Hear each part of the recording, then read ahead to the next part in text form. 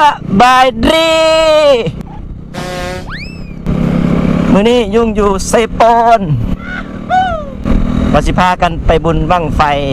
อยู่บ้านโพนไฮโอเคเมืองไซปอนเฮานี่แหละมันได้ขี่รถจักรมีใครเนี่ย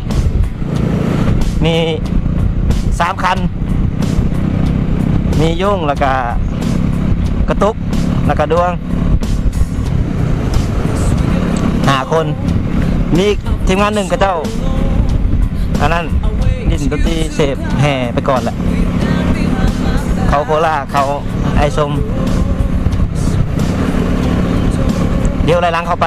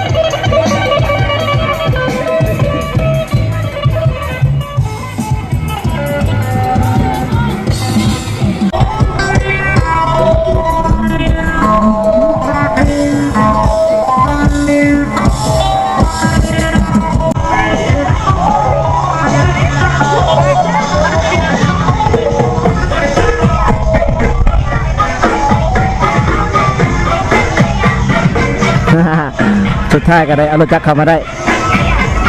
เฮียสมขอโอ้ยสาวมึงยิงทองกูไหมอะไรเลยมึงจอดมาเดียวเฮียนี่ได้ปะ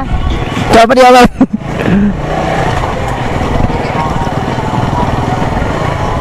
คนชื่อใหญ่มันโตกูมาซอยชิมังไปต้นพูดหรอวะกูจะไปจอดรถกูใส่เนาะ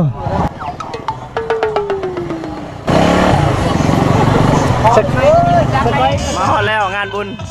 แต่ว่าบ่กล้าเข้าไปใกล้เขาลิงกิต้มมาลีเดี๋ยวยุ่งจะเก็บภาพบรรยากาศให้เบิ่ง